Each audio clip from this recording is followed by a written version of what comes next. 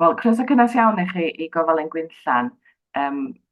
Mae ddrwg gen i, fel o'n i'n deud, am yr problemau technegol ydyn ni'n gael, ond mae croeso cynnes iawn i chi yma. Fe enw fi di Manon Clydwen James, a dwi'n ddeion yn athrofa Padan Sant. Ac fel o'n i'n egluro, mae yna problemau technegol di bod efo'r we yn yr Eglwys yng Nghymru.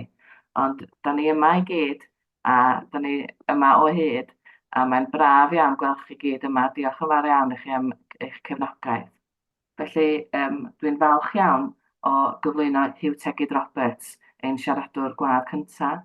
Mae o'n frodor o bentra Elis Wyn a astudiodd am raddau MTH a PhD ym Mhrifysgol Bangor, lle bu'n canolbwyntio ar hanes rhai o ffeiriad Cymraeg diwylliedig ac anghyfiedig y cyfnod cyn datganoli'r Eglwys Lodol yn yr Eglwys yng Nghymru. Yn genealygydd y llan, cyfnodolyn Cymraeg yr Eglwys yng Nghymru, mae'n dilyn gyrfa fel cyfieithydd ac yn byw yn Llangefni yn Ynys Môn, a mae nifer ohono ni wedi nabod Huw Tegid ers blynyddoedd i ri, felly mae croeso cynnes iawn i chi Huw a drosodd i chi rwan. Wel, diolch o galon, Manon, diolch yn fawr iawn i chi. I gadw pobl Penis Arwein ar yn ochr i. Diolch am roi men Sir Pentre bach hwnnw. Plwyf cyntaf mae'n debyg i gael ei sefydlu yn yr Eglwys Datganoledig. Dyna'r plwyf cyntaf newydd felly yn yr Eglwys yng Nghymru. Dyna'n claim to fame ni ym Mhenis Arwein, ond dwi yma heddiw diolch i nifer o rei o Benis Arwein a Bangor a sawl lle arall sydd wedi helpu hyd y blynyddoedd. Mae'n rhaid i mi ddiolch yn y lle cyntaf yma i dri yn arbennig. Fydd o help mawr i mi fy ymchwil i hanes Elis Wyn o Wyrfai, sef Dr Elis Roberts, Canon Glyndwr Williams a'r esgob Saunders Davies. Y tri ohonyn nhw bellach wedi'n gadael ni, ond atgofion melys iawn amdanyn nhw a llunged iddyn nhw bore yma am i diddordeb yn y waith i a'r anogaeth ar hyd y blynyddoedd. Wrth i mi fynd ar drywydd y dyn yma, Elis Wyn o Wyrfai. Os oes modd i mi rwan rannu dipyn bach o lyniau ohono fo i chi, ond dyma i ni gwpl o lyniau ohono fo. Wel, mi roeddech chi Manon yn sôn ma fi oedd golygydd y llan pan ddaeth o i ben yn 2010, ond dyma'r dyn oedd y cyntaf yn yr olyniaeth honno. Fo oedd golygydd cyntaf y llan. A mi roedd o yn ddyn naeth lawer o bethau yn ystod i fywyd yn nodweddiadol o'i gyfnod, dwi'n siŵr. Cyfnod yma dechrau oes Victoria mewn ffordd, pan oedd pobl yn gwneud cymaint o bethau heb gar, heb teleffon, heb y wen, a dim byd arall, yn rhyfeddol o gynhyrchiol. Mi roedd o yn fardd a enillodd goron yr Eisteddfod Genedlaethol, oedd yn feirniad hefyd mewn sawl eisteddfod. Roedd o yn enwog hefyd fel un oedd yn cyfansoddi emynau ac yn gyfrifol am gyfrol o emynau, Hymna'r Eglwys, oedd yn cael ei chyfri gan Dr Enid fel y gyfrol orau a welodd yr Eglwys Gymraeg, gan ei bod sy'n cynnwys emynau ar gyfer pob math o siliau ac achlysuron yn y calendr eglwysig. Yn sicr ella gawn ni fwy o sylw am hynny ar ôl yr egwyl felly ynde. Ond ie, i roed hanes cynnar Elis Wyn o Wyrfai, mae Gwyrfai gyda llaw yn afon yn Ngwynedd sydd yn Llyfr Môr yn Caernarfon. A wedyn yn yr ardal yna magwyd o, mi roedd o yn drydydd cenhedlaeth o feirdd oedd a phrofiad o weithio mewn melinau dŵr. Dyna'i gefndir o, roedd ei daid o a'i dad o'i flaen o yn feirdd gwlad, ond wrth ei proffesiwn, wrth ei galwedigaeth, yn rai oedd yn trin y felin felly.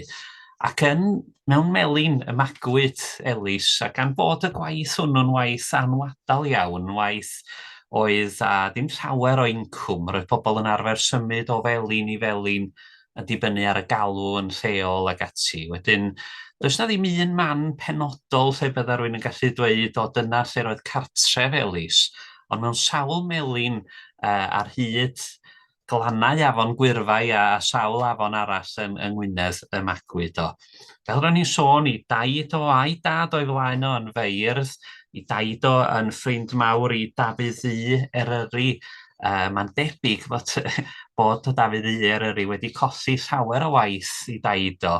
I'r afon yn Waen Fawr a cyn dyddiau backups a chopiau digidol wrth gwrs, dyna ni mi roedd y gwaith wedi mynd felly ynde, ond beirdd wlad mae'n siŵr a hyd yn oed yn achos Elis ei hun erbyn hyn, fydda rwy'n ddim yn rhoi rhyw fri mawr ar ei farddoniaeth o. Mae'r oes wedi newid yn sicr, mae barddoniaeth heddiw yn llawer mwy darllenadwy, ond yn sicr yn ei gyfnod roedd yn cael ei gyfri yn dipyn o fardd ac yn un uchel i barch am i sylwadau pan oedd galw arno fe i fod yn feirniad ag ati. Ond dwi'n meddwl mae'r hyn mae hanes o'n ddangos i ni ydy sut roedd yr eglwys yn gallu chwarae'r rhan mewn bywyd rhywun oedd yn dangos diddordeb mewn llenyddiaeth a mewn gwellai hunan a dysgu ag ati. A herwydd yn blentyn ifanc neu'n wr ifanc fe aru Elis gael damwain. Dwi'n i'm os gwelwch chi, os ydw i'n dal i rannu'r sgrin, ar ei law chwith o. Dwi'n siŵr allai gwelwch chi bod un bys yn fyrach na'r llall. Fe aeth ei law o i fewn i'r peirianwaith yn y felin pan oedd o yn llanc ifanc. A mi gothodd o un os na 2 fus, dwi'n meddwl, yn y ddamwain honno.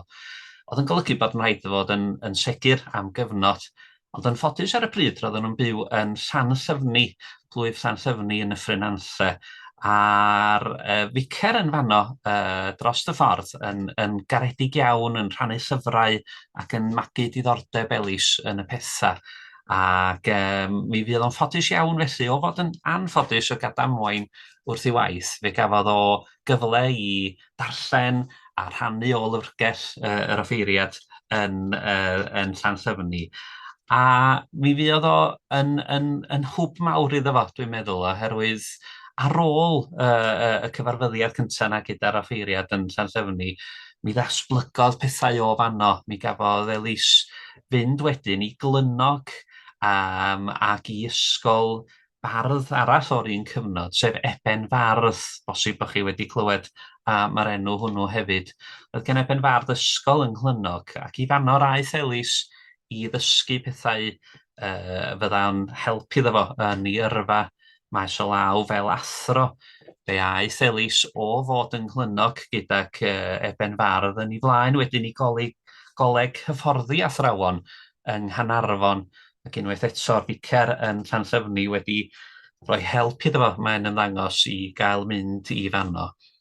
Pan oedd o yn y coleg yn Nghanarfon, mi roedd o yn rhannu llety gyda Roberts, ysgolor mawr, dyn a sgrifennodd gyfrol The Wandering Scholar, dyn oedd yn ysgrifennu am fel yr oedd hi ar y pryd yn anodd ar bobl i fwrw mlaen mewn gyrfa felly, ond eto yn dangos fel yr oedd na nifer fel Elis, fel y fo'i hun Roberts, yn gallu gyrru mlaen drwy weithio'n galed a dilyn gyrfa falle fel athrawon wrth i'r ysgolion, yr eglwys a mudiadau eraill yn ei sefydlu yn y cyfnod hwn. Felly mi roedd Elis o fod yn belinydd felly wedi gwellai hun yn yr ysgolion a'r colegau yma, a wedyn mi aeth o yn athro i bentrefi yn Waen Fawr a Bont Newydd yng Ngwynedd, cyn symud hefyd i fyw i Flaenau Ffestiniog, ac yna buodd o yn ysgol Llwyn y Gell am rai blynyddoedd fel athro. Yn fanno hefyd daru o ddatblygu i fod yn fardd, oedd yn mentro cystadlu mewn cystadlaethau, wel, a thestynau o hynod o ddiflas. Meddyliwch am rhain fel testunau cerddi, Diffyniad Gibraltar gan General Elliot a pethau felly. Roedd o'n sgwennu cannoedd o linellau o farddoniaeth ar destunau hynod ddiawen yn y cyfnod yna. Ond dyna'r oes, a mi roedd Elis yn cyrraedd y brig mewn ambell eisteddfod gan gynnwys y rhai lle cafodd o wobrau felly. Mi gafodd o i wobr gyntaf yn Eisteddfod Fawr Rhuddlan yn 1850, tlws arian a 5 punt o wobr am awdl ar y testun buddig yn arwain ei beddinoedd yn erbyn y Rhufeiniaid. Ond mai athro oedd o, mi roedd yr eglwys yn amlwg yn galw ar caredigrwydd roedd o wedi gael gan offeiriad ynghlynnog ac yn Llanllyfni ar hyd ei fagwraeth o, yn amlwg yn dylanwad arno fo. Ac felly, maes y law, fe gyflwynodd o'i hun a murddau, a mi gafodd o gyfle i wasanaethu fel curad yn Rhosymedre. Dyna lle raeth o yn gyntaf, ac yn fanno mi fuodd o yn cydweithio gyda'r offeiriad John Edwards, cyfansoddwr dôn enwog Rhosymedre, bydd ei yn gyfarwydd i bawb ohonoch chi, dwi'n siŵr. A cymaint o feddwl bod gan y ficer o'i gurad yn fanno, fel iddo ddweud yn ddiweddarach y gallai ymddiried yn Elis Wyn yn fwy nac yr un curad arall gyda'n ei ofal yn ystod 20 mlynedd yn y plwyf hwnnw. A dyma i chi, Eglwys Sant Ioan Rhosymedre. Roedd Elis yn sicr yn brysur iawn yn y cyfnod hwn fel curad. Mi fuodd o yn Rhosymedre am ryw 5 i 6 blynedd, ac yn y cyfnod hwnnw mi ddaru o fedyddio 100 o blant a gweinyddu mewn 120 o angladdau. Nifer o'r angladdau hynny hefyd yn blant bychan ac yn arwydd efallai o'r awyrgylch oedd yn Rhosymedre a'r ardal ddiwydiannol yna yn ochrau Wrecsam yn y cyfnod. Mi roedd yna lawer iawn o lygredd aer oherwydd y diwydiannau trwm oedd yno. Ac Elis druan yn trio'i ora ac yn boblogaidd iawn yn y plwyf, fel y gwelwn ni, mi gafodd y gloc yn rhodd gan y plwyfolion ar ôl ei gyfnod yno. Ond mi roedd o'n hyn gyfnod oedd yn effeithio arno fo o ran ei iechyd, o ran ei ysgyfaint o. Roedd o'n un oedd yn dioddef efo asma, a doedd y lle ddim yn cytuno ag o, fel rydyn ni'n dweud. Yn anffodus, doedd na ddim llawer o lewyrch ar ei waith barddonol o'n y cyfnod hwn hefyd. Mae rwy'n yn sylwi bod o wedi bod yn gynhyrchiol iawn pan oedd yn athro ymlaen y Ffestiniog, a wedyn yn y plwyfi yr aeth o ar ôl Rhosymedre. Ond roedd hwn yn rhyw hen gyfnod hes bydd efo. Efallai bod prysurdeb y cyfnod trio sefydlu hun fel curad ac fel offeiriad. Falle bod hynny wedi bod yn dreth arno fo. Ac felly pan daeth na gyfle i fynd yn ôl i gefn gwlad Cymru, roedd o, dwi'n siŵr, yn falch o hynny. A mi ddaeth hynny pan ddaeth yna gyfle iddo fo ofalu am ei blwyf cyntaf o'i hun yn Llanfihangel, Glynmyfyr. Mae hwnnw'n bentref bach hyfryd iawn oddi ar yr A5, ddim ymhes o Gerrig y Dridion a Chorwen yn fanno. Os ydy rhywun wedi teithio ar hyd y ffordd yna, mi fyddwch chi'n gyfarwydd, dwi'n siŵr, ar ardal. A Llanfihangel, Glynmyfyr, felly y plwyf cyntaf iddo fo fod yn offeiriad yno fo ar ei ben ei hun felly, heb fod yn gurad i rywun arall. Ac ar ôl cyrraedd Llanfihangel, mi ddechreuodd ddeffro y lle, yr eglwys a chyfrannu at y gymdogaeth yno.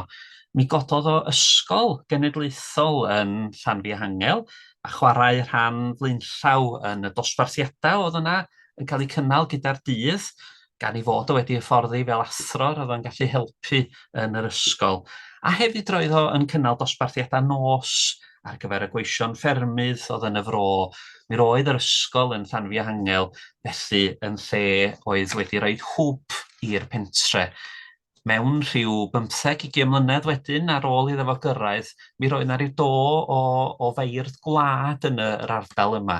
A dwi'n siŵr nad cyd-digwyddiad oedd i bod yr ysgol a'r dosbarthiadau nos oedd yn cael eu cynnal wedi rhoi hwb i'w gyrfaoedd hwythau hefyd fel beirdd gwlad felly ynde.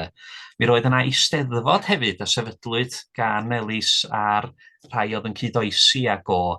Ac am ganrif, dwi'n siŵr, mi roedd yna eisteddfod yn cael ei chynnal yn flynyddol yn Llanfihangel, Glynmyfyr. Mae'r eglwys ar lan afon Alwen hefyd, ac yn 1871 mi gafon na lif mawr yn yr afon, mi gafwyd llif mawr yn yr afon, credwch neu beidio, mi gododd y dŵr hyd at 8 troedfedd o'r llawr yn yr eglwys yma, ymhell uwchlaw taldrad un felly. A mi ddifethwyd tu fewn i'r eglwys wrth gwrs yn sgil y llif yna. Ond mi weithiodd Elis i sicrhau fod yr eglwys yn cael ei hadfer a bod y gwaith oedd yn cael ei gynnal yno yn parhau felly. A wedyn roedd o'n gyfnod hapus iawn, mi roedd o yn cyfansoddi, mi gyfansoddodd o tra roedd o yn Llanfihangel, efallai ei emyn enwocaf. Os ydych chi a chopi o caneuon ffydd wrth law, yna mi fyddwch chi'n gyfarwydd, mae'n siŵr, ar garol yn Hawel Wlad Jwdea Glos. Yma yn Llanfihangel Glynmyfyr y daru o gyfansoddi'r emyn hwnnw a sawl emyn arall fe'n ymddangos.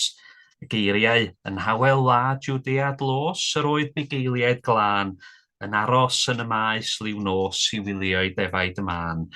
Proffwydol gerddi seion gu gyd ganent ar y llawr ac ymlaen felly. Mae emynau o yn rei hyfryd, maen nhw yn rei canadwy ac yn sicr roedd ganddo fo glust gerddorol, dyna fel dwi wedi clywed rhai yn sôn amdano fo. O ganddo fo'r gallu yna i baru tonau a geiriau yn arbennig o dda. Ac fel un oedd yn barddoni ac yn cynganeddu, roedd o yn siŵr o fod yn ymwybodol o sut oedd paru geiriau a cherddoriaeth felly ynde. Wedyn cyfnod hapus iawn yn Llanfihangel, a wedyn yn 1872 mi ddaru o symud wedyn i Langwm, i lawr y lôn, i eglwys Sant Jerome.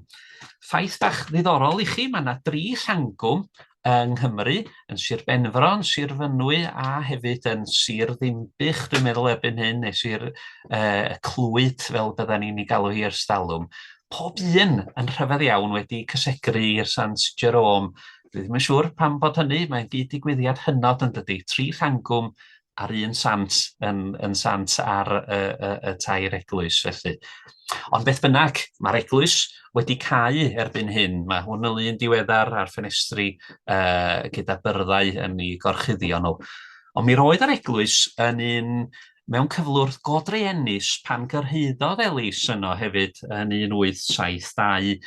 Ac fel ambell i fardd, pan gyrhaeddodd Elis a gweld beth oedd o'i flaen o, fe gyfansoddodd o gerddi i fynegi i siom a'i deimlad digalon nad oedd yna lawer o lewyrch ar yr eglwys. Fel hyn y daru o a ddweud mewn 2 englyn yn y cyfnod hwn. Dyma'r llan anghyfanedd, y waglom eglwys y ddiymgeledd, yn bwdwr i gyd, budur ei gwedd, tri adfail bob troedfedd. Onid hyll y llawr tyllog, a gresyn gweld y grisiau drylliog, wff, te gryn yr hen lofft grog yn rhwyd dyllau rhidillog. Wel, mae yna sawl bardd yn does wedi cyfansoddi cerddi prwydd-glwyfus fel hyn am adeiladau sydd yn mynd yn adfail. Ond prin iawn dwi'n mentro dweud ydy'r beirdd yma sydd yn gallu troi llaw wedyn at newid yr hyn maen nhw'n ei weld. Oherwydd fel melinydd, fel un o dibwrwy brentisiaeth fel melinydd, di gorau troi law at bob math o bethau. Roedd Elis yn ddyn ymarferol, yn ddyn parod i gymwynas ac yn gallu gwneud sawl peth. Felly, fe ddaru o fynd ati i dynnu'r galeri oedd yn pydru, mi osododd o bilpyd a desg darllen ymhen arall yr adeilad, ail ddodrefnu'r eistedleoedd hefyd, a chynnal nifer o fan atgyweiriadau i hun.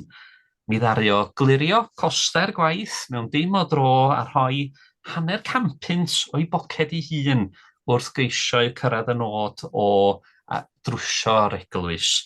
Yn ôl pob tebyg, mi roedd hynny'n chwarter i gyflog blynyddol o, a mi ddaru o roed hwnnw mwyn adfywio eglwys Llangwm. Fo hefyd ddaru osod y teils ar y llawr i ddangos i chi dyn mor ymarferol a pharod i ddawn oedd o. Fo ddaru o osod y teils yn yr eglwys. Wedyn mi roedd o yn ddyn gweithgar yn offeiriad medrus iawn, felly, ac yn ddyn oedd yn enwog am fod yn garedig gyda'i blwyfolion ac ymweld â'i blwyfolion. Ond mae'r enw Llangwm yn y cyfnod yma yn yr 1880au yn gyfarwydd ledled Cymru am un peth yn fwy na dim, sef rhyfel y degwm. A'r hyn sydd mor anffodus mewn ffordd i ddyn diwylliedig Cymraeg oedd yn siŵr o fod yn ffitio fewn yn dda iawn mewn plwyf gwledig fel hyn, oedd bod beth oedden nhw'n ialw'n rhyfel y degwm wedi codi yn Llangwm yn y cyfnod hwn. Mewn sawl lle arall, ond yn Llangwm yn enwedig, fe gafwyd gwrthdaro rhwng amaethwyr, rhwng y ffermwyr, oedd erbyn hynny nifer ohonyn nhw wedi cefnu ar yr eglwys ac yn addoli mewn addoliadau anghyffurfiol. Roedden nhw yn gweld hi'n anheg bod nhw'n gorfod talu 10% degwm yn ded, dyna'r deg yn y gair degwm. Roedden nhw'n gorfod talu 10% o'i cynnyrch i'r eglwys fel rhyw fath o dreth. A'r gwrthwynebiad oedd wrth gwrs nad oedden nhw'n mynychu'r eglwys ac felly bod nhw'n gweld bod y dreth honno yn anheg. Dr Huw, sori i dorri draws. Da ni'n methu gweld yr PowerPoint yn symud? O, dyna fo. Di o ddim wedi symud ymlaen i Langwm, na di? Na di. A dyna hen dro. Reit. Gawn ni weld. Gawn ni weld new share, efallai. Gawn ni weld rwan ta.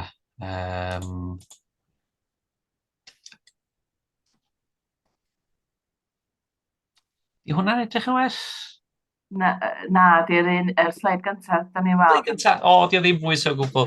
Peidiwch â phoeni. Mae yna lun o eglwys. Mae'n siŵr byddai modd i rywun fynd ar Google a chwilio am lyniau o eglwys Llangwm felly ynde. Ond ie, yn anffodus, mi roedd hi'n gyfnod pan oedd yr eglwys yn mynnu cael 10% o gynnyrch y tir gan amaethwyr. A unrhyw un oedd yn gwrtho talu, mi roedd y beilis wedyn yn mynd i fewn i drio cael eiddo yn lle'r tal hwnnw. Ac bod Elis wedi pledio ar yr eglwys i beidio a mynnu'r y dreth yma, oherwydd bod hi'n gyfnod anodd iawn, gyfnod llwm iawn ar yr amaethwyr, mi roedd yr eglwys yn mynnu cael y gyfran yma, y 10%, roedden nhw wedi cael i hawlio ers canrifoedd lawer wrth gwrs, oedd hwn yn beth hen iawn. Ond dyna fo, mi gododd na dipyn o wrthdaro rhwng y beilis a'r ffermwyr oedd yn gwrthod rhoi'r dreth nag unrhyw beth arall i wneud iawn am y dreth honno.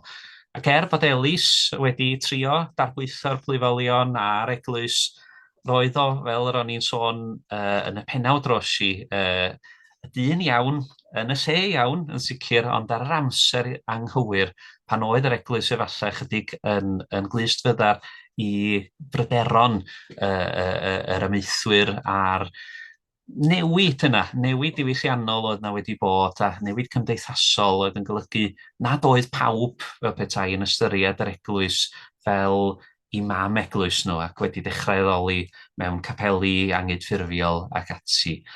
Mae yn biti mewn ffordd bod rhywun yn meddwl, wel, Llangwm o hen eglwys ddrwg oedd yn dwyn arian yr amaethwyr, oherwydd nid felly oedd hi ac roedd Elis yn gorffori hynny. Mi roedd o mewn lle cas mewn ffordd, roedd y drefn wedi para ers canrifoedd lawer ac yn golygu nad oedd pobl yn gallu dianc rhag talu'r dreth yma felly. Ond gweitha'r modd, mi roedd o ma'n siŵr yn ddyn am hoblogaidd am ei fod yn cynrychioli'r eglwys.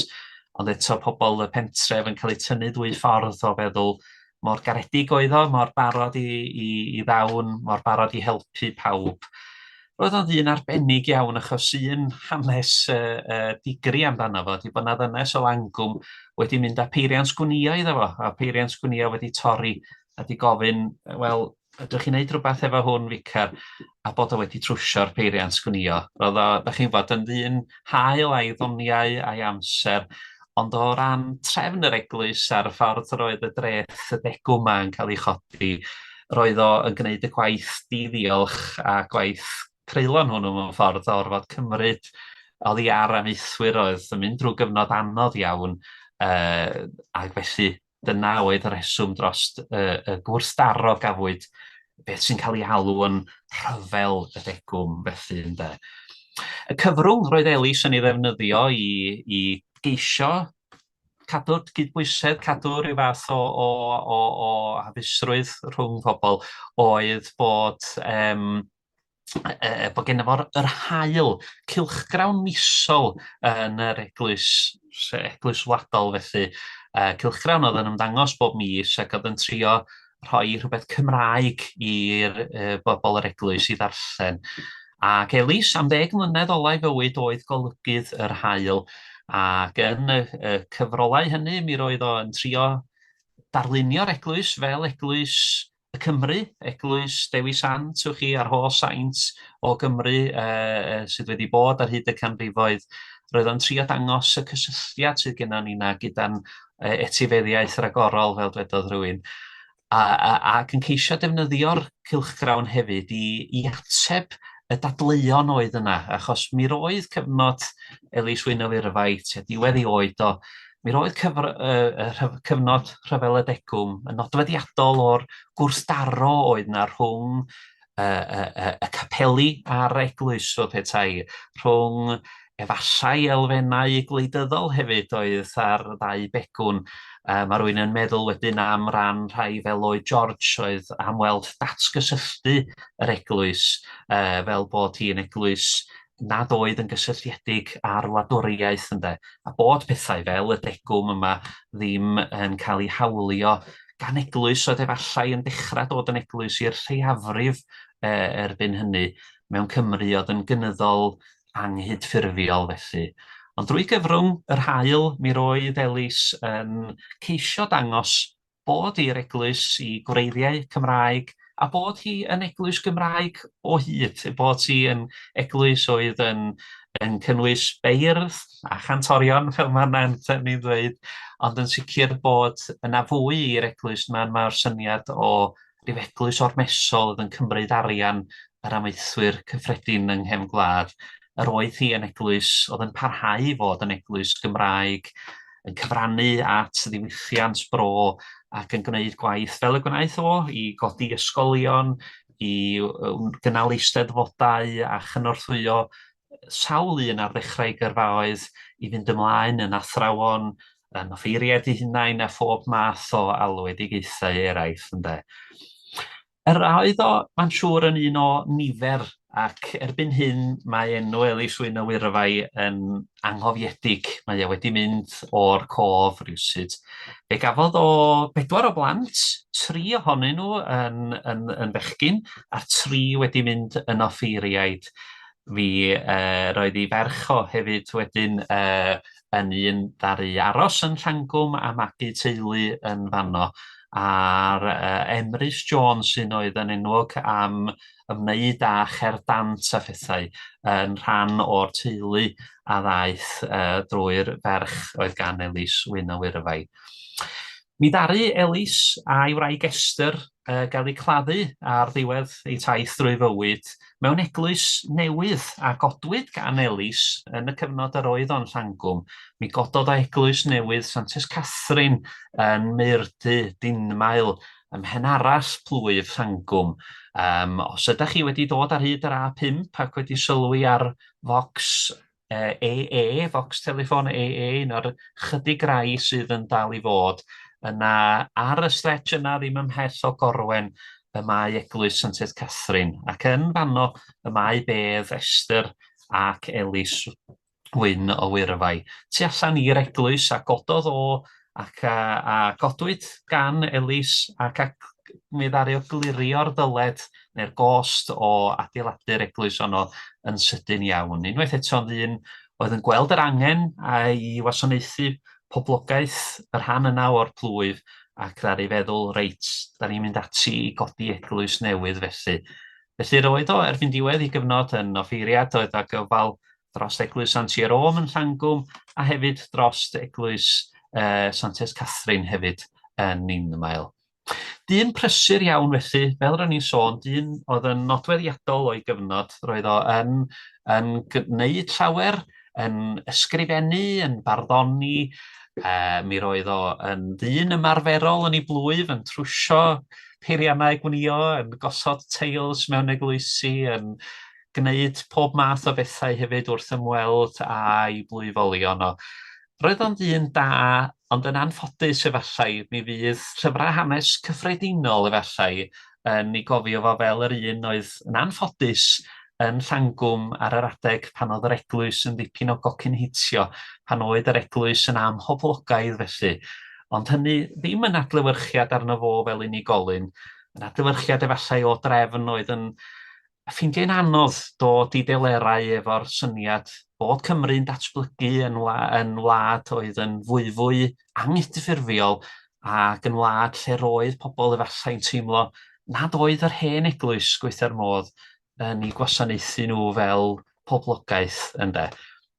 Diolch i chi am wrando, ac os oes yna gwestiynau, mae croeso mawr i chi gofyn nhw. Dwi'n gwybod mae cyflwyniad cyffredinol iawn oedd hwnna o hanes Elis, ond gobeithio fod o'n dangos sut roedd rhywun o gefndir cyffredin iawn yn gallu, da chi'n bod, mynd ati wedyn i fod yn athro fel y buodd o ar ddechrau yrfa, wedyn yn offeiriad ac yn gwneud cyfraniad ar y llwyfan cenedlaethol, y llwyfan eisteddfodol yn wir, fel bardd a enillodd y goron yn 1880 a hefyd fel beirniad ac adawodd i ni wrth gwrs etifeddiaeth o nifer o emynau, dim ond un yng Nghaneuon Ffydd o'i eiddo fo'i hun, ond yn ei gyfrol Hymnau'r Eglwys, y mae o wedi gadael i ni ddegau o emynau o'i waith sydd yn defnyddiol ar gyfer gwyliau amrywiol y calendr eglwysig ynde.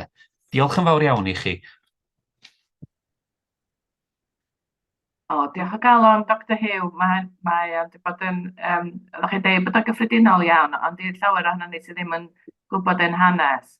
Mae'n wych cael ein cyflwyno i'r cymeriadau yma'r enw yma da ni wedi gweld, ond da ni ddim yn gwybod fawr ddim danyn nhw, felly diolch o galon i chi. Croeso mawr. Da chi eisiau stopio rhannu'ch sgrin wan hefyd? Dyna fo. Dyna ni. Stop share ar yrchog. Dyna ni. Mae gennym ni ryw chydig o funudau rwan. Os oes gan rhywun unrhyw gwestiynau, mae croeso chi reid o'r llaw i fyny a gofyn eich cwestiwn chi, neu os da chi eisiau reid yr cwestiwn yn y chat, mae hynna'n berffaith iawn hefyd.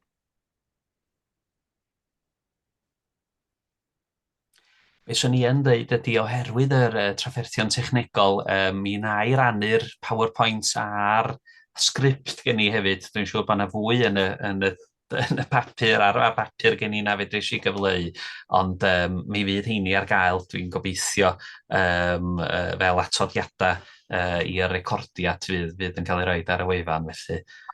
Diolch yn fawr. Un peth, os gai holi, nid holi, ond rhyw sylw. Elis Wyn wedi codi o gefndir distadl a wedi cael ei urddo a dod yn offeiriad plwy. Oedd y duedd honno i bobl, neu i ddynion wrth gwrs, o gefndir mwy distadl i ddod i fewn ac i gael ei urddo yn beth mwy cyffredin fel oedd y ganrif ddwytha ond un yn parhau. Achos da ni'n dieddol hwrach o gysylltu rai oedd yn cael ei urddo a dosbarth uwch yn y cyfnod cyn hynny. Ydy hynny'n sylw teg? Ie, mae'n sicr. Dwi'n siŵr bod llefydd fel yr ysgol oedd gan Eben Fardd, felly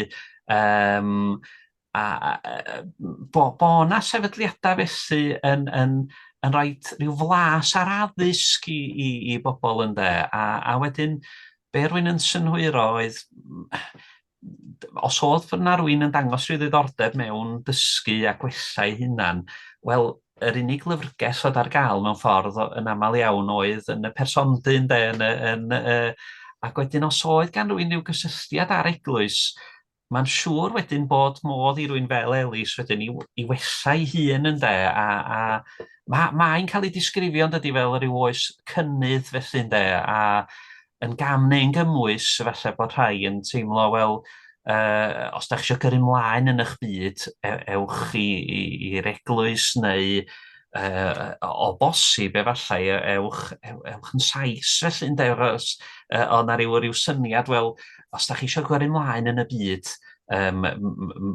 mae'n bwysig i chi ddysgu Saesneg felly, ynde, ac efallai bod pobl yn bachu ar y cyfle i fenthu gôl lyfrgelloedd offeiriaid caredig oedd yn fodlon rhoi, da chi bod, i llyfrau ar fenthyg, ynde.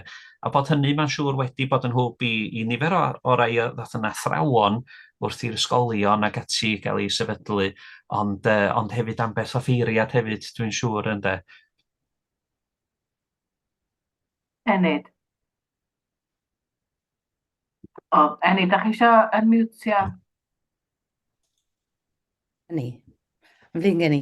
Ie, gai roi dau enghraifft arall o'r y ffordd yr oedd offeiriad yn llawn cydymdeimlad a hogyn addawol yn ei helpu nhw. Dyna ddigwyddodd i'r dyn dath yn esgob John Owen. Esgob Tydewi, nath gymaint o waith pan oedd y broses o dadsefydlu'r eglwys yn mynd yn ei fla. Ac un arall oedd Robert Camber Jones, enw arall sydd wedi cael ei anghofio, oedd yn rhannu desg efo Lloyd George pan oedd o'n grŵp bach, mae'n debyg. Ac oedd ynte wedi cael help gan yr offeiriad lleol. Ac o ganlyniad i hynny, ddim bod unrhyw bwysau wedi cael ei roi arno gan yr offeiriad, ond oedd yr help ymarferol yna wedi troi nhw i fod yn fwy parod i ystyried y gallai'r eglwys fod yn helpu bywydau nhw. So John Owen a Robert Camber Jones, dau ddyn pwysig iawn yn eu cyfnodau. Ie, yn sicr ynde, ac yn y frwydr ddaeth wedyn efo datgysylltu'r eglwys. Mi oedd pethau'n dechrau, mi oedd Lloyd George, chi'n sôn amdano fo, yn dechrau dod i fod yn amlwg yn y cyfnod. Am o'n i pan oedd Elis Wyn o Wyrfai yn dod i ddiwedd ei oes, ond yn sicr rai ddaeth wedyn mewn rhyw ddegawd ar ei ôl o, yn sicr mi roedd pethau yn danllyd iawn felly, ynde, a'r eglwys yn ffodus o rai fel Robert Camber bryd hynny yn dadla'r achos fel dechreuodd Elis wneud yn y cyfnod yma fel Rhyfel y Degwm, trio dangos nid ryw eglwys estron, nid ryw eglwys y byddigion yma sydd yn mynnu cael arian. Da chi'n sôn am eglwys sydd wedi bod yma ers oes y saint, ers y canrifoedd, wedi cynnal eich teuluoedd chi. A mae'r dreth yma wedi golygu bod yma adeiladau, mae yna gleddfeydd, mae yna batrwm i'r gymdeithas o gwmpas y rhannau yma, math o beth felly, ynde. Ac mae'n siŵr bod yn y cyfnod yma pan oedd pobl yn dechrau datblygu hunan, yn dysgu mwy yn academaidd felly, wel, mae'r gyrfa fel offeiriad yn un oedd yn dod â statws hefyd, da chi'n bod jyst ar elfen gwbl ymarfer, gwbl fatha, da chi'n bod diflewyn ar dafod, esa sy'n ei gallu dweud, os o'r rhywun yn ficer, yn enwedig allan wraig i ficer, efallai, wel, mi ro'n ryw statws mewn cymdeithas, ac oedd hwnna'n fath dymunol yn doedd, efallai, mewn cyfnod pan nad oedd na ryw lawer o fodd, enwedig yng nghefn gwlad, ynde, ni'n sôn efo Rhyfel y Degwm, roedd hi'n anodd iawn ar amaethwyr a'r gymuned wledig, ond roedd ficer yn un a statws yn doedd mewn cymdeithas ac yn rhywbeth i hogiau ifanc fel Elis Wyn o Wyrfai anelu ato fo mewn ffordd i wella ei hunain ynde. Diolch. Dwi'n meddwl na ni orffan yr sgwrs rwan a mi fydd na fwy o gyfle i gael sgwrsio'n anffurfiol bydd ar ôl i'r ail sesiwn. Dyna am gael rhyw 5 munud rwan o gyfle jyst i mynd yn ôl panad neu beth bynnag, a wedyn da ni'n edrych ymlaen i glywed gan Dr Rhidian Griffiths dyw 10 munud i 11. Felly diolch yn fawr Huw a edrych ymlaen i glywed mwy hwyrach ymlaen. Diolch o galon. Wel, mae'n bleser mawr gen i gyflwyno Dr Rhidian Griffiths fod i'n ail siaradwr ni y bore yma a i deud tlod i Emyniaduron Anglicanaidd Cymraeg y 4th ganrif ar 15. Mae Dr Rhidian Griffiths yn byw yn Aberystwyth. Bu'n aelod o staff Llyfrgell Genedlaethol Cymru am 28 mlynedd a bellach wedi ymddeol. Mae'n ymddiddori mewn gwahanol agweddau ar hanes cerddoriaeth yng Nghymru, gan gynnwys emynyddiaeth a chanu cynulleidfaol, ac wedi cyhoeddi yn y maes. Mae hefyd yn llywydd Cymdeithas Emyniaduron Cymru, cymdeithas y ceisio hybu diddordeb yn yr emyn a'r dôn yng Nghymru. Felly, da ni'n edrych ymlaen yn eiddgar i glwad eich cyflwyniad, Dr Rhidian, dros y chi rwan. Diolch yn fawr iawn a diolch am y cyfle i gael cymryd rhan yn y gyfres yma unwaith eto. Siswrwch fi. Wel, roedd yr eglwys Anglicanaidd wedi dechrau cofleidio'r emyn cyn diwedd y 19yd ganrif, gyda rhai casgliadau o emynau at ddefnydd cynulleidfaoedd unigol yn cael eu cyhoeddi cyn 1800. Ac o hynny ymlaen yng Nghymru fel yn Lloegr, fe welwn ni gyhoeddi nifer o gasgliadau o emynau gan unigolion a chymdeithasau fel ei gilydd.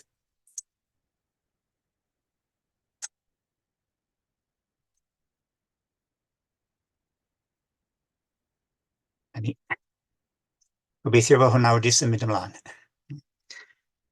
Mae'r athro Bedwyr Lewis Jones yn tynnu sylw at y ffaith i nifer o offeiriaid gyhoeddi detholiadau byrion o salmau ac ychydig emynau ar gyfer ei heglwys blwy hwy hunain. Arfer a barhaodd hyd ganol y 4th ganrif ar 15 ac yn ddiweddarach mewn rhai achosion. I lanw'r bwlch o ran emynau at iws yr eglwysi y cyhoeddodd Iean Glangeirionydd i gasgliad o salmau a hymnau, a Nicander i sallwyr, ac nid yn unig at ddefnydd eglwysi unigol. Yn yr 1830au fe gyhoeddodd Cymdeithas Traethodau'r Eglwys yn Esgobaeth Bangor casgliad o salmau a hymnau i'w canu mewn eglwysi, ac fe gafwyd sawl argraffiad ohono. Mae'r 7th argraffiad yn 1857 yn nodi i'r 6ed y flwyddyn flaenorol werthu'n llwyr. 3,500 o gopïau o fewn 6 mis, sy'n awgrym pendant bod galw gwirioneddol am gasgliadau o'r fath. Ac ymhen 4 blynedd, fe gyhoeddwyd casgliad newydd dan yr un teitl wedi argraffu yn Llundain gan y Gymdeithas Teulu Gwybodaeth Gristionogol ac yn dwyn sêl bendith 4 esgob Cymru. Ond casgliadau o emynau oedd yr rhain, y geiriau yn unig, heb donau ac heb enwau tonau uwch ben yr emynau. Roedd yr ochr gerddorol i bethau ar drigaredd arweinyddion lleol, amrywiol iawn i gallu a'i gwybodaeth, ac mae lle i gredu mae digon dilyn oedd llawer o'r canu mewn eglwysi fel mewn capeli yn hanner cynta'r ganrif. Roedd y diffyg trefn hwn yn fwrn ar eneidiau'r diwygwyr, oedd yn ceisio dwyn rhywelfen o ddisgyblaeth i arferion cerddorol y genedl. Pobl fel Milsiaid Llanidloes ac Ieuan Gwyllt, er enghraifft, a cherddorion y fewn yr eglwys wladol, fel Owen Humphrey Davies, Eos Llechyd. Ar awydd hwn mae'n debyg, sef dwyn trefn a'r antrefn,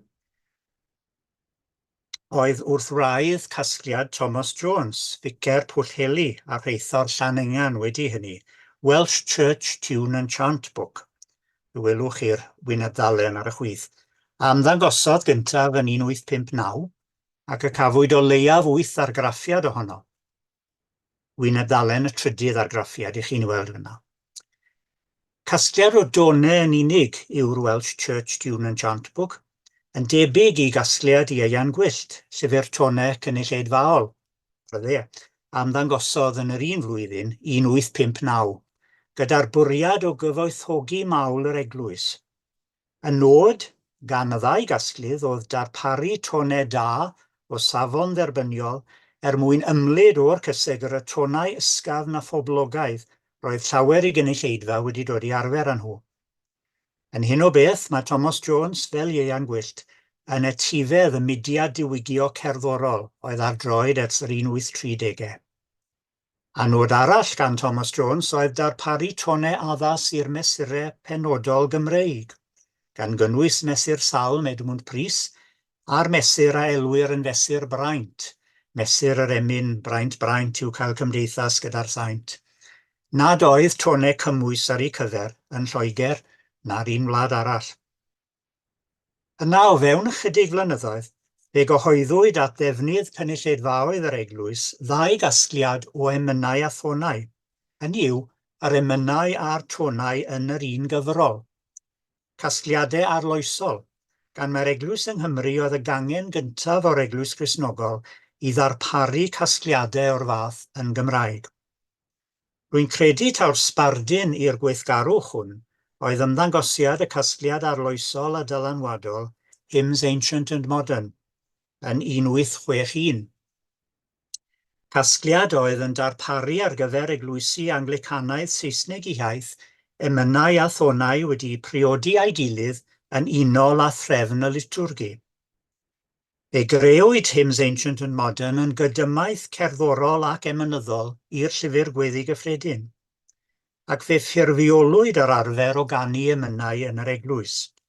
Arfer oedd wedi hen sefydlu erbyn 1861 yn Lloegr fel yng Nghymru, ond i ffurfioli trwy glymu yn dyn wrth y calendr eglwysig. Gwaith pwyllgor o offeiriaid a cherddorion, dan arweiniad Sir Henry Williams Baker, Vicar Monkland yn Swydd Henffordd, oedd Hymns Ancient and Modern. Nid cyhoeddiad swyddogol dan nawdd yr eglwys Anglicanaidd. A dyna'r traddodiad oedd i barhau o fewn yr eglwys, gyda nifer o gasgliadau'n ymddangos yn ôl gallu a symbyliad golygyddion o unigolion. Defnydd y casgliadau hynny oedd i roi iddyn nhw hygrededd swyddogol mewn dyfynodau o fewn yr eglwys, nid bob amser imprimatwr esgobol nac archesgobol. Yr un fyddai'r patrwm gyda'r casgliadau Cymraeg, gwaith unigolion oedden nhw, ac nid gwaith pwyllgor swyddogol ar ran yr eglwys gyfan, iddyn nhw dderbyn cefnogaeth a chymeradwyaeth gyffredinol. Y casgliad cyntaf o emynau a thonau a gafwyd ar lun Hymns Ancient and Modern oedd Hymnau a Thonau at Wasanaeth yr Eglwys yng Nghymru, am ddangosodd yn 1865, wedi gyhoeddi fel y gwelwch chi gan Nofello yn Llundain. Ac i bod yn bir sicr mae cyhoeddi Hymns Ancient and Modern oedd y prif symbyliad, welais i ddim unrhyw esboniad ffurfiol gan y casglydd Daniel Evans, pam yr aeth ati i lunio'r llyfr. Yn wahanol i gasgliadau eraill, does gydag ddim rhagymadrodd i'r argraffiad cyntaf, ac nid yw rhagymadrodd i'r argraffiad helaethach a gafwyd yn 1875 yn esbonio'r cefndir chwaith. Rhaid i ni fod loni ar ddyfalu i fod o'r farn fod Cymru yn addfed i dderbyn y math yma gasgliad. Fel yn achos Hymns Ancient and Modern, roedd hon yn garreg filltir bwysig, a ddarpariaeth gyntaf o gasgliad o emynau a thonau wedi strwythuro i gyd fynd ar liturgi ac i adlewyrchu patrymau'r gwasanaethau eglwysig, gan gynnwys emynau ar gyfer gwyliau ac achlysuron arbennig, emynau bore a hwyr ac emynau cyffredinol. Mae'n ymddangos taw gwaith un dyn bron yn gyfan gwbl yw Hymnau a Thonau at Wasanaeth yr Eglwys yng Nghymru. Daniel Evans, Vicar Corris ar y pryd, oedd yn gyfrifol am gasglu'r cyfan ac am olygu'r emynau a'r tonau, gan dynnu ar ffynonellau Cymreig yn ogystal â ffynonellau Saesnig a thramor am ei ddeunydd cerddorol. Ar oedd e'n dipyn o gerddor, mae'n debyg mewn gwasanaethau mi fyddai fe'n pregethu ac yn canu'r harmoniwm. Mae'n llyfr cynhwysfawr o 504 o emynau, dyw'r tonau ddim wedi rhifo ar wahân, ac fe gyhoeddwyd mwy nag un argraffiad ohono. Dyna i chi wedd yr argraffiad cyntaf. Fel y gwelwch chi, does na ddim rhifau'r tonau ar wahân, ond mae yna weithiau fwy nag un emyn wedi osod o dan yr un dôn, yn wahanol i Hymns Ancient and Modern sy'n cadw'n ddeddfol at un emyn, un dôn. Ac yna, fel y dwedais i yn 1875, 10 mlynedd yn ddiweddarach, fe gyhoeddwyd fersiwn newydd gydag atodiad o 92 o emynau ychwanegol. Llawer ohonyn nhw'n gyfieithiadau o'r Lladin ac o'r Saesneg, o hen emynau eglwysig. A dyma ddylanwad mudiad Rhydychen, mae'n debyg, ar waith a bywyd yr eglwys. Fe gariodd Daniel Evans y baich ariannol i hunan. Ac yn ôl pob sôn, fe werthodd y llyfr yn dda. Mae yna gyfeirio ato fe fel llyfr poblogaidd iawn, un o'r llyfrau mwyaf poblogaidd. Ond byddai rhaid wrth ymchwil fanwl a raddfa leol i ddirnad yn union pa blwyddi fabwysiadodd y gyfrol hon. Mae'n anodd dweud ar sail y disgrifiadau cyffredinol. Wel, 2 blynedd yn unig wedi ymddangosiad casgliad periglo'r Corus, fel mae'n cael ei ddisgrifio ar y wyneb ddalen, sef yn 1868, fe gyhoeddwyd casgliad arall, nid anhebyg, sef Hymnau Hen a Newydd. Yr emynau wedi golygu gan Siadrach Price, arolygwr ysgolion yn Esgobaeth Tuddewi, a Deon Llanelwy yn ddiweddarach, a'r tonau gan Owen Jones, pentref Oelas, nag nhw ddim yn cael eu henwi ar y wyneb ddalen. Does da fi ddim llun o Owen Jones i ddangos i chi, mae'n lun da fi, dwi methu ffindio un. Ond dyna Siadrach Price, yn y llun yna, bob modfedd ohono'n ddeon, byddech chi'n meddwl. Ond mae'n debyg, i wedd sefer yn y llun, yn ŵr poblogaidd iawn iawn gyda'r plant. Dyna oedd y sôn. Y cyhoeddwr yn yr achos yma, fel y gwelwch chi, oedd cwmni Haddon, eto yn Llundain, yn hytrach na cwmni Nofelo, ond oedd y 2 gwmni'n cydweithio yn agos. Nawr yma eto mae dylanwad Hymns Ancient and Modern yn amlwg, falle'n fwy amlwg, hyd yn oed yn y teitl, Hymnau Hen a Newydd, sy'n ryw adlewyrchiad o'r teitl Saesneg. Ac fel y gwelwn ni, o edrych ar gynhwysiad y 2 gyfrol, ar y chwith mae yna dabl cynhwysiad Hymns Ancient and Modern, ar y dde mae tabl cynhwysiad Hymnau Hen a Newydd. Fel y gwelwch chi yn fyna, mae yna debygrwydd, ddim yn hollol yr un fath, ond mae yna ddylanwad amlwg, dwi'n meddwl, o un i'r llall. Gyda llaw, dwi'n ymddiheuro am y cysgodion ar y lluniau. Dwi wedi tynnu'r yna gyda'n ffôn. Ac wedyn weithiau mae'n anodd osgoi cysgod y ffôn ar y llun. Dwi'n ymddiheuro am hynny.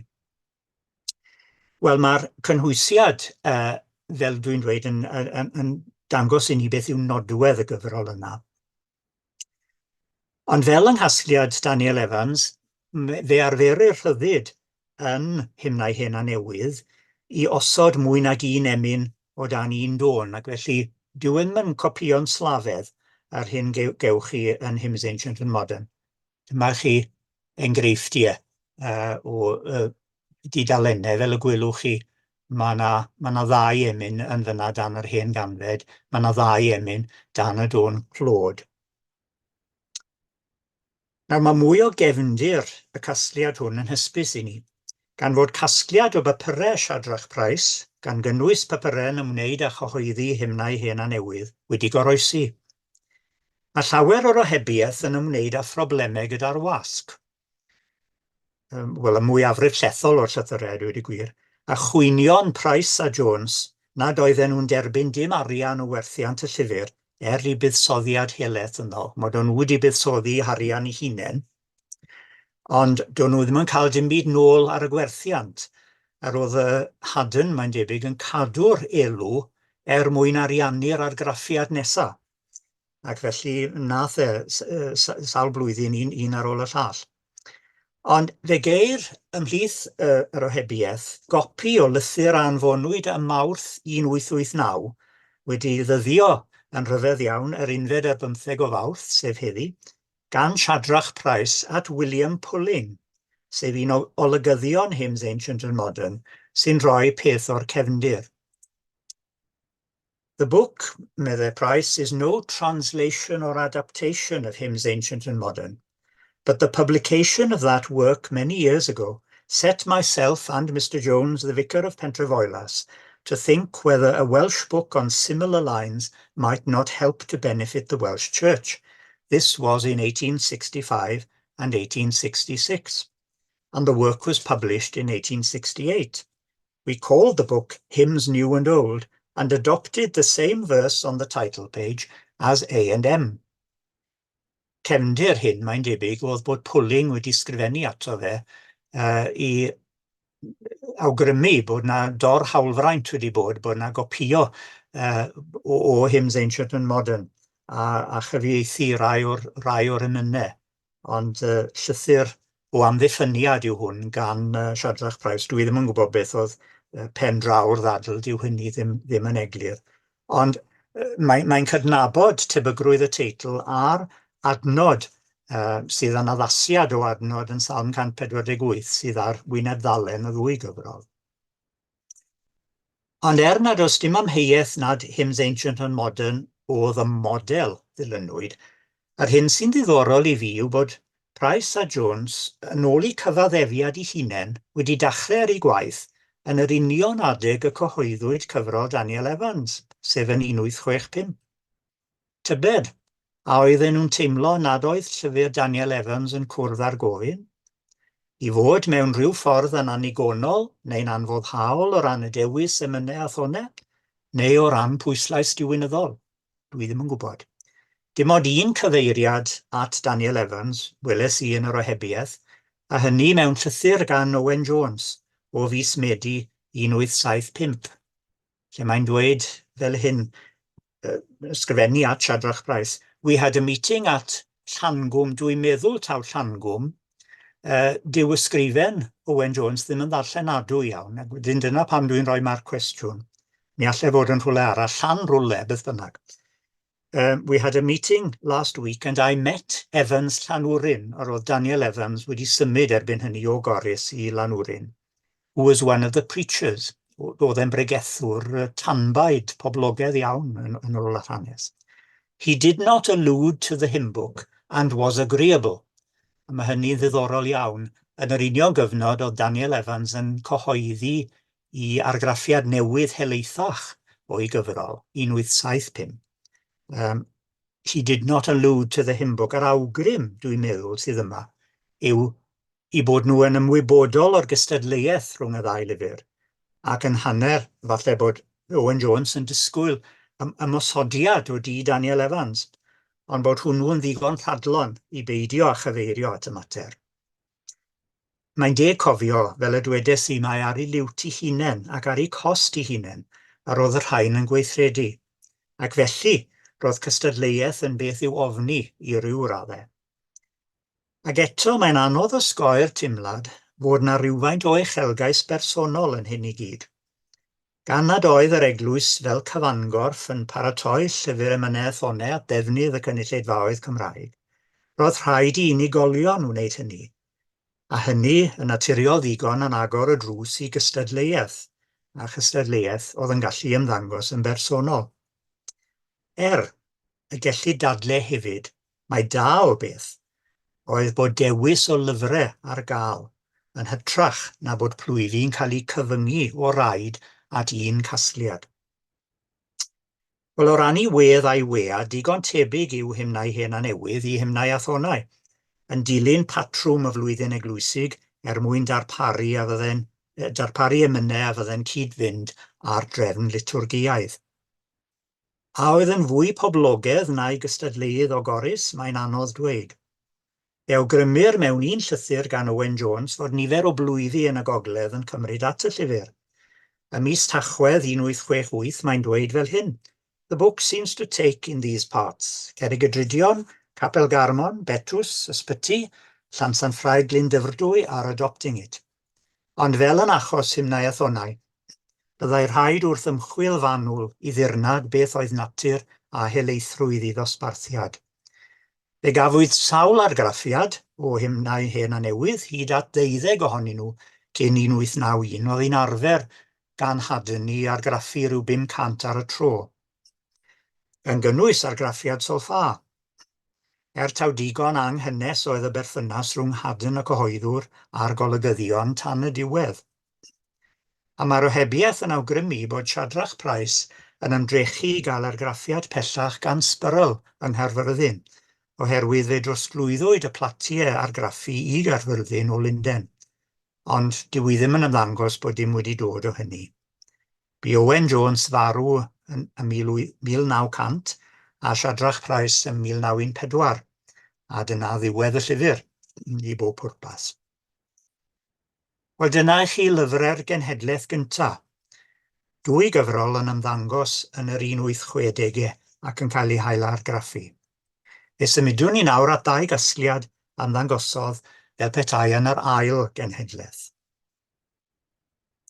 Gyn ni wedi clywed eisoes hanes Elis Roberts, Elis Wyn o Wyrfai. Yn 1886 fe gyhoeddwyd hymnau yr eglwys, yr oedd Huw Tegid yn cyfeirio ato fe, dan olygyddiaeth Elis Wyn o Wyrfai, sy'n eto'n cael ei enwi ar y wyneb ddalen yn fan hyn. Ac fe dilynwyd yn 1892 gan yr argraffiad Emyniaduron. Esgusodwch fi. Erbyn yr 1880au, cyfnod cyhoeddi, datblygu'r casgliad yma, roedd sefyllfa'r canu wedi gwella a datblygu. Ond roedd beirniadu ar y duedd i ddefnyddio tonau Saesnig a thramor oedd yn ymddangos braidd yn ffurfiol ac yn ddof i rai cynulleidfaoedd ac i rai unigolion. Mi allen ni weid bod casgliad Elis Wyn yn fwy Cymreig o'r dechrau. Yn un peth, gwasg sbyrl yng Nghaerfyrddin oedd y cyhoeddwr ac nid gwasg yn Llundain. Yr oedd Price a Jones yn ymwybodol o waith Elis Wyn, a fe geir un cyfeiriad difriol iawn at y casgliad gan Owen Jones, nid, mae'n siŵr, heb elfen o genfigen. A dyma mae'n ei ddweud yn 1886 ar ôl cyhoeddi'r casgliad o emynau.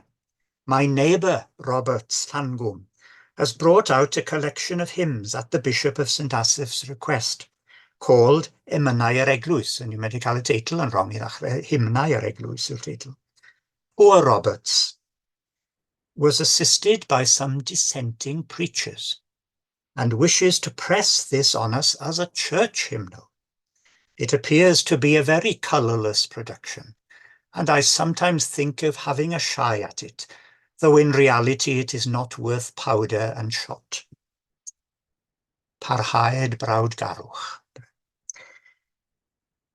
Ond serch hynny, serch beirniadaeth Owen Jones a'r gyfrol Hymnau yr Eglwys, mi brofodd yn gyfrol lwyddiannus iawn, ac oedd hi'n hyfryd clywed Huw Tegid yn dyfynnu y ddiweddar annwyl Enid Pierce Roberts yn dweud taw hwn oedd y casgliad gorau gynhyrchwyd gan yr Eglwys yng Nghymru yn y cyfnod.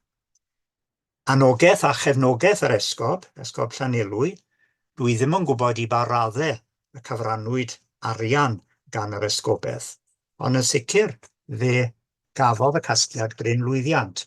Ac gweitha yr hyn mae Owen Jones yn ei awgrymu, fe gafodd Elis Wyn gymorth sylweddol gan ei feibion oedd yn offeiriaid, nid yn dissenting preachers.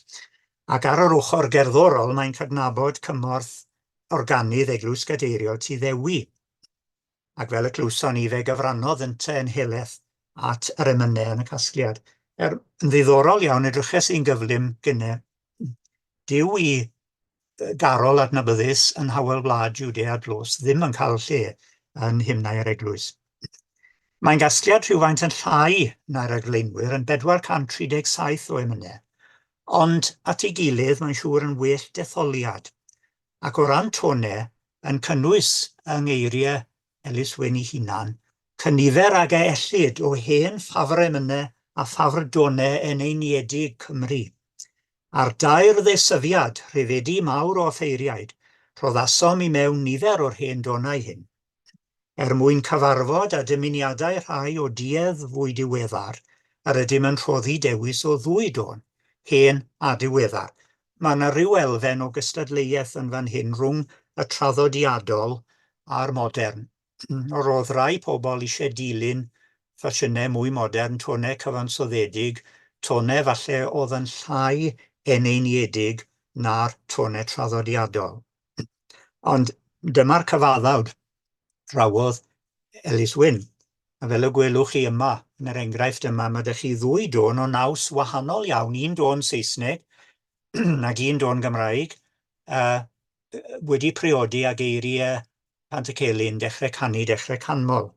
Mae naws y ddwy dôn yn gwbl wahanol, a byddai'r emyn yn swno'n gwbl wahanol o'i ganu ar un dôn rhagor y llall.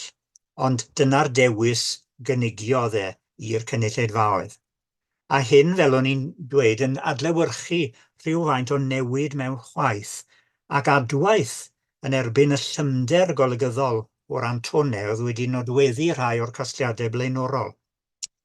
Bod tonau Cymreig i'w gweld yn y ddau gasgliad cynt o'r 1860au, tonau ffurfiol gan mwyaf, yn dilyn yr un math o egwyddorion golygyddol ag y gair gan Ie'n gwyllt enghraifft, a fydde tôn fel y delyn aur ddim yn dderbyniol. Doedd Ie'n gwyllt sicr ddim yn rhoi lle i dôn fel y delyn aur. Ond cymhelliad Elis Wyn yn ôl i'r agamadrodd oedd darparu ar gyfer eglwys oedd yn profi, a dyma eiriau, bywyd adnewyddol a chynyddol ac sydd yn yr eglwys yn dyfod yn fwy grymus, catholig a chenedlaethol o ddydd i ddydd. A hynny yn adlewyrchu grym i gred yn yr eglwys a chymreigrwydd yr eglwys. A dwi wedi sylwi ar un enghraifft o lle cofnodir yn bendant fabwysiadu'r gyfrol yma. Eglwys Llanfihangel y Creuddyn yng Ngheredigion, ar Sul y Pasg 1893 yn mabwysiadu llyfr Elis Wyn yn lle hymnau hen a newydd. Beth wede Owen Jones, Contref-Oelas. Wel, fel roedd hymnau hen a newydd wedi dilyn yn dyn ar sodlau hymnau a thonau Daniel Evans, felly o fewn ychydig flynyddoedd wedi cyhoeddi hymnau'r eglwys, fe ymddangosodd hwyrach y mwyaf uchelgeisiol o'r casgliadau hyn o emynau a thonau, a'r unig un i'w olygu gan esgob, sef Emyniadur yr eglwys yng Nghymru, dan olygyddiaeth Daniel Lewis Lloyd, esgob Bangor. Brodor o Geredigion oedd Daniel Lewis Lloyd a gafodd yrfa fel prifathro ysgolion uwchradd gan gynnwys Coleg Crist yn Aberhonddu, cyn cael ei orseddu yn esgob Bangor yn 1890. Y gyfrol hon oedd ei orchestwaith yn ôl un coffad iddo. Fe gafodd gymorth cyd-olygyddion William Lewis Richards, Vicar Penstrywed, Sylvan Evans, Reithor Llanwryn, a Roland Rogers, organydd yr eglwys gadeiriol ym Mangor. Emyniadur yr eglwys yw'r llawnaf a'r helaethaf o'r casgliadau hyn, yn 730 o emynau i gyd, a thonau i gyfateb. Ond yma eto nid un dôn i bob emyn. Gwelwch chi yma 4 emyn a dewis o 2 tôn. Ar ryw olwg mae'n benllanw'r gweithgarwch a welwyd cynt. Mae'r esgob Lloyd yn taro'r un nodyn ag Elis Wyn yn ei raglyth i'r gyfrol. Pan ddywed, ymdrechasom wneud y casgliad mor gatholig yng ngwir ystyr y gair ac oedd bosibl i ni. Hynny yw, nid yn gatholig Rufeinig, ond yn gynhwysfawr, ac yn yr emyniadur fe geir am y mwyaf o gyfieithiadau o hen emynau Lladin ochr yn ochr ar clasuron Cymraeg gan ymneilltuwyr ac eglwyswyr fel ei gilydd. A 2 bwynt cyffredinol i gloi. Mae'r 4 casgliad yn dilyn patrwm thematig y flwyddyn eglwysig, wedi cynllunio i fod yn rhan o'r patrwm liturgiaidd. Fel Hymns Ancient and Modern, ond wedi creu i gyd-fynd â ffurf wasanaeth sefydlog y llyfr gweddi gyffredin. Felly ar ryw olwg maen nhw'n fwy caeth, ond o olwg arall yn fwy disgybledig i hadeiladwaith na chasgliadau'r eglwysi ymneilltuol. Gyna'n ail, mae'r 4 casgliad wedi sôn amdanyn nhw yn tynnu ar draddodiad emynyddol cynhwysfawr, gan gynnwys llawer iawn o waith emynwyr ymneilltuol yn ogystal ag emynwyr eglwysig, megis Nicander, Elis Wyn o Wyrfai, J. Arthur Jackson, William Morgan, Penfro, John Williams a Bethel, a Ieuan Glangeirionydd, a llawer un arall. Llawer o'r rhain, wrth gwrs, yn gyfieithiadau o emynau eglwysig clasurol, ond emynau gwreiddiol hefyd. Mae werth nodi, fodd bynnag, nad yw Daniel Evans na Lewis a Price yn priodoli'r emynau o gwbl. Does na ddim enwau wrth yr emynau na mynegau i chi wybod pwy yw awdur y gwahanol emynau, ac mae rhaid dyfalu pwy yw'r awduron. Ond mae'r enwau neu llythrenau'r enwau yng nghyfrolau Elis Wyn a'r Esgob Lloyd.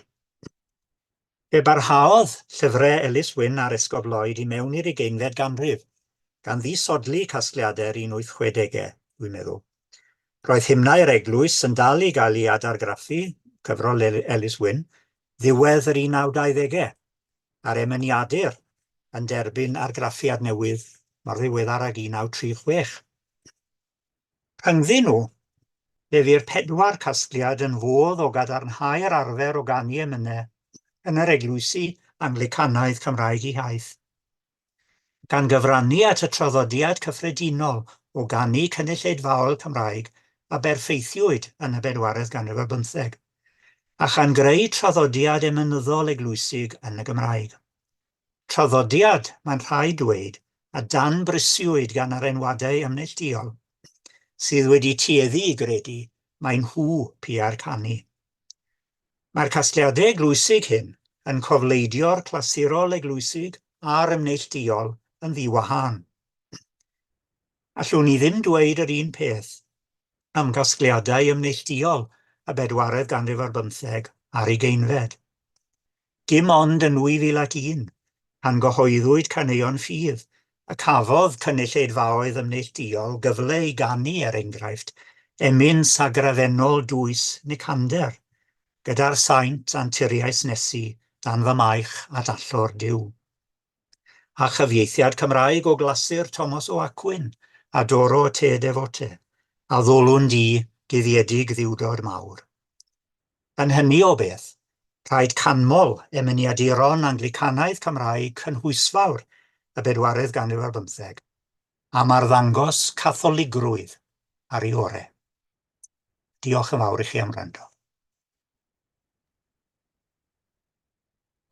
Diolch o galon, Dr Rhidian. Unwaith eto, da ni wedi cael cyflwyniad cynhwysfawr, a mae wedi bod yn braf iawn hefyd, jyst cael blas ar y personoliaethau, a hefyd yr anghydfod, a yn ogystal ar trysora gwerthfawr sgynnon ni yn yn emynau, da ni dal yn ganu heddiw, felly diolch o galon i chi. Mae gynnon ni chydig amser rwan mwyn cael, mae yna gwestiwn yn barod. Mae gennym ni chydig amser rwan mwyn trafod chydig o gwestiynau, a wedyn nawn ni orffan y cyfarfod yn ffurfiol. Mae yna gwestiwn gan Huw Tegid. Da chi'n darllen y cwestiwn, Rhidian? Da chi'n mynd i weld o? Ie. Sylw i'n credu cyfeiriad at y cythrel canu. Ac oedd hyn yn bodoli ym mhob man, wrth gwrs, yr oedd na elfen o genfigen. Ac mae'n deg cofio hefyd, wrth gwrs, fel awgrymwyd yn y sgwrs gyntaf, oedd pobl yn codi falle o gefndir difreintiedig yn aml iawn. Pobl heb gael manteision addysg uwch bob amser. Ac efallai wedyn ni yn gallu bod tyma bach yn fwy selog dros eu pethau. Ryw elfen amddiffynol falle yn golygu bod cythrel canu yn dod i mewn, rhyw deimlad o dwi llawn crystal ag os nad yn well, a hynny yn tueddu andwyo ar hyn oedd yn cael ei wneud. Mae'n anodd dweud yn achos y cyfrolau hyn oherwydd does dim does yna ddim digon o dystiolaeth trwy wybod i fi am berthynas pobl a'i gilydd. Falle o ymchwilio ymhellach i hynny fyddech chi'n gallu dirnad beth oedd natur i perthynas nhw. Ond mae yn beth rhyfedd i fi eto bod na ddwy gyfrol yn cystadlu a'i gilydd yn yr 1860au yn y ffordd wnaethon nhw, ac wedyn yn cael ei disodli gan ddwy gyfrol eto yn yr 1890au, oedd falle'n cystadlu a'i gilydd. Nawr, fel o'n i'n dweud, rhoi cyfle, rhoi dewis i'r plwyfi, mae gan nhw ddewis pa gyfrol maen nhw eisiau mabwysiadu, ond beth yn union oedd yn digwydd. Chimod, allan ni ddychmygu a bydde Shadrach Price a falle Owen Jones yn fwy yn cymell pobl i brynu cyfrol nhw. A dyna beth fyddech chi'n ei ddisgwyl. O, dwi newydd gyhoeddi'r casgliad yma, styriwch i brynu. Ond mae'n agwedd ddiddorol ar berthynas pobl a'i gilydd.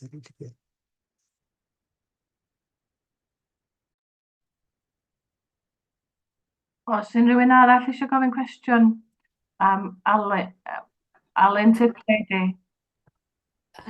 Dim ond un sylwad bach wrth cael fi. Yn y capel lle ges i'n hwdi, oedd yn capel yn adnabyddus am ganu corawl. Oedd yn Hawer Wlad Jwdea dros yn hoff garol.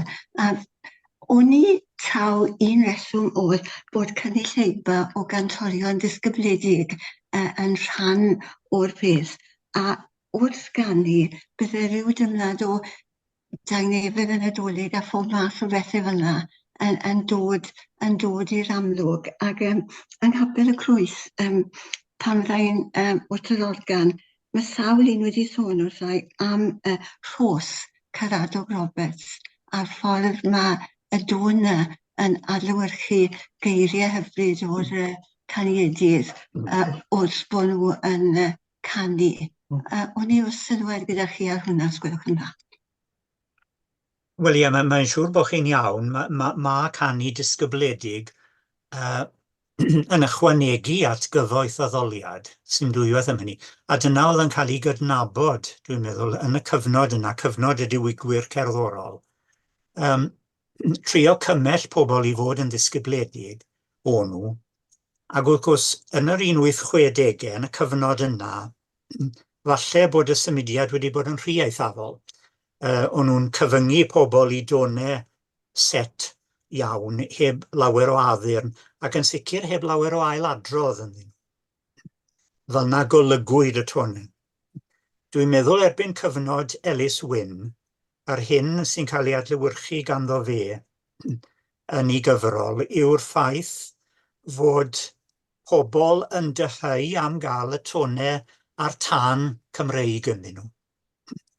A dyna pam o'n nhw eisiau adfer tonau fel y Delyn Aur, oedd wedi mynd dros gof y bethau.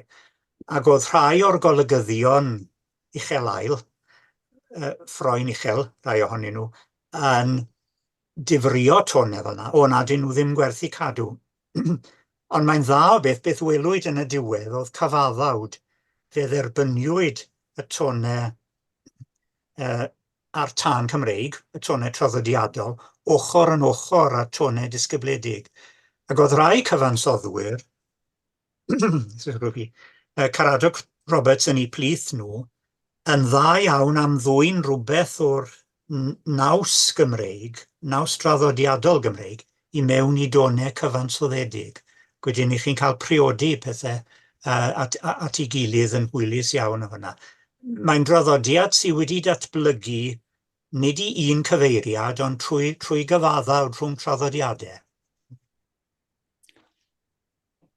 Diolch. Diolch yn fawr.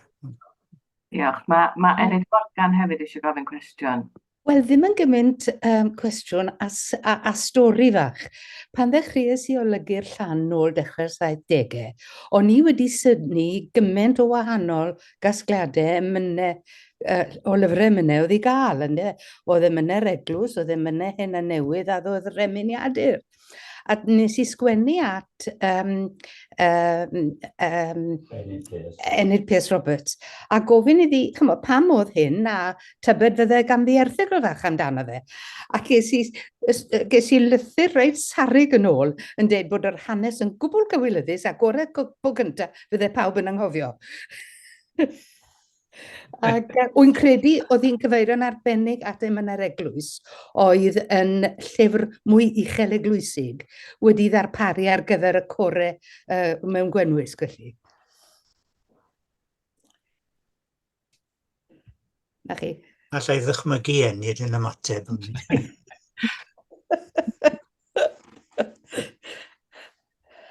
Diolch Enid. Wel, mae'n hanner awr wedi 11, felly dwi'n meddwl na ni orffan yn ffurfiol rwan. Ond Dwi'n just eisiau diolch unwaith eto i Dr Rhidian Griffiths a Dr Huw Tegid Roberts am ddau anerchiad. Wel, ofnadwy o gynhwysfawr a hefyd yn helpu ni gael yr ystod eang o'r hanes yn y cyfnod holl bwysig yma, ond hefyd wedi dall chydig bach o'r personolaethau a'r anghydfod a da ni'n gwybod ydan bod mae pobl rhywun fath ym mhob cyfnod yn dydyn. A felly mae wedi bod yn wych cael y ddau anerchiad gwbl ysbrydoledig yma a helpu ni mynd i dallt chydig bach yn well am ein hanes. Felly diolch yn fawr iawn i'r ddau yna chi. A dwi'n gobeithio newch chi'ch dau aros rwan mwyn unrhyw un sy'n eisiau gorffen, sy'n eisiau gofyn unrhyw gwestiynau chydig bach yn mwy anffurfiol. Felly, jyst i gloi, gai unwaith eto ddiolch i chi gyd am gefnogi yr gyfres yma.